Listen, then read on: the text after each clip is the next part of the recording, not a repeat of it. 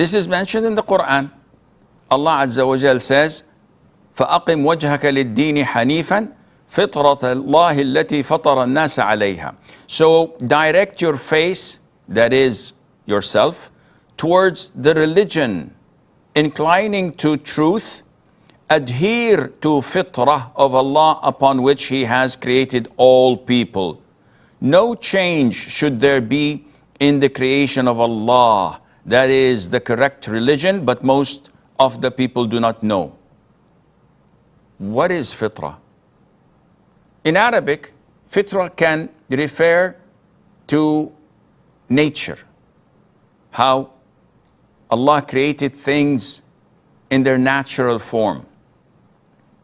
The hadith of the Prophet ﷺ further explains it, where he says, no newborn child is born except he's born upon fitrah. Okay, what is the explanation?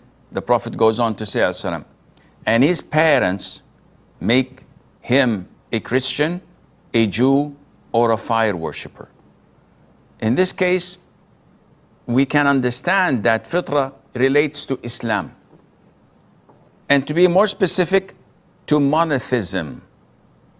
So if a child was or were to be born on an island and left alone without any environment influencing him, such as the parents, schools, etc., he would grow up knowing by what Allah has instilled in him, in his nature, that there is only one God that is worthy of being worshipped. Of course, he doesn't speak Arabic.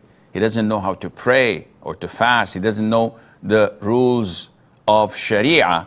But the fitrah we're talking about is the belief in the existence of one Creator, one Lord, who's only worthy of being worshipped. This is fitrah. This is, in a nutshell, what Islam is all about.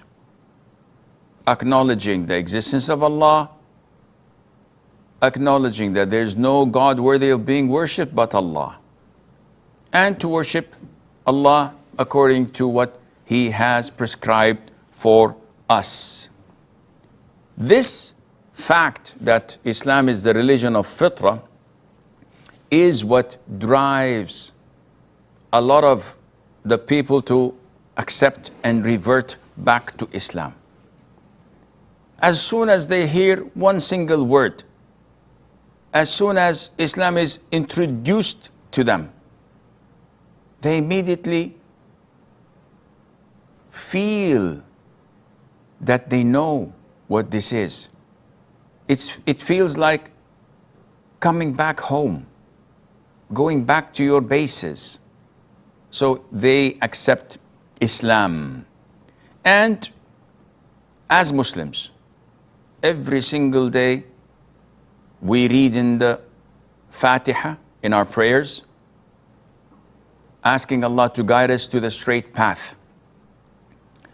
This straight path, we find that a lot of the Muslims, let alone non-Muslims, a lot of the Muslims have been misguided. They've deviated from the straight path. A lot of them had fallen into what the Prophet ﷺ had warned us from, and that is to divide into 72 sects or cults. This is obvious. We can see this in the Muslim world. So what are we to do? In this series, as I said, it's not something that is scientific. It's not something that is classical or structured. These are just thoughts that come into my mind, and I'd like to share them with you, hoping that they would act as an eye-opener in order to rectify the errors that the Ummah had fallen into, and to align our lives back again with the straight path, so that we would remain steadfast on the straight path till the day we die.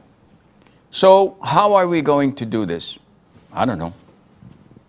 It's random thoughts that come. I note them down before I come to give this episode. And inshallah, there will be always room for improvement, and you may question and ask what I have stated, maybe challenge what I have stated, and inshallah, through this way, we would hopefully help restoring our path on the straight path, and cleansing whatever has gotten into our convictions and beliefs throughout these years. First of all,